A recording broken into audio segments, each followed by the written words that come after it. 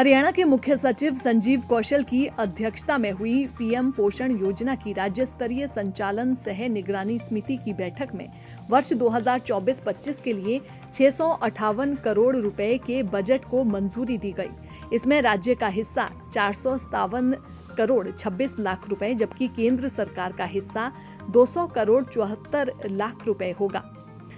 आपको बता दें कि शिक्षा विभाग द्वारा क्रियान्वित पीएम पोषण योजना राज्य के 8,671 प्राथमिक स्कूलों और 5,582 उच्च प्राथमिक विद्यालयों सहित कुल 14,253 विद्यालयों में संचालित की जा रही हैं।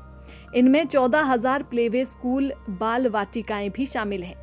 मुख्य सचिव ने निर्देश दिए कि सभी अधिकारी पीएम पोषण योजना के बेहतर क्रियान्वयन और उपयोग पर ध्यान दें ताकि बच्चों को पोषण और प्रोटीन युक्त भोजन मिल सके।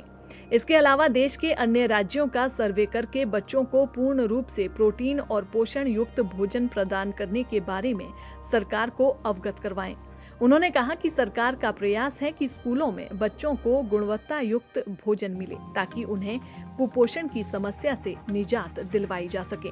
उन्होंने कहा कि प्राथमिक शिक्षा के लिए पोषण संबंधी खाद्य सामग्री प्रदान करने के लिए चलाए जा रहे मिड डे मील के राष्ट्रीय कार्यक्रम को अब पीएम पोषण के नाम से जाना जाता है। ये केंद्र सरकार द्वारा प्रायोजित योजना है।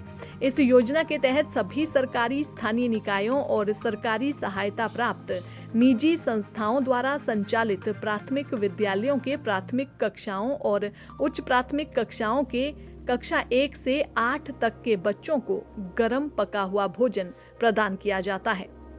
मुख्य सचिव ने कहा कि पीएम पोषण योजना का मुख्य उद्देश्य नामांकन और उपस्थिति में वृद्धि करके प्राथमिक कक्षाओं के छात्रों की पोषण स्थिति में सुधार करना है और प्राथमिक शिक्षा की सार्वभौमिकता को बढ़ावा देना है।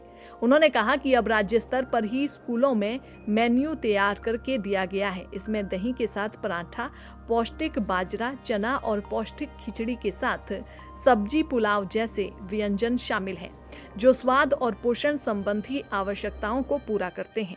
उन्होंने कहा कि केंद्र सरकार द्वारा कुक कम हेल्पर्स के लिए 1,000 रुपए मानदेय निर्धारित किया गया था, जिसमें केंद्र का 600 रुपए और राज्य सरकार का 400 रुपए हिस्सा शामिल था।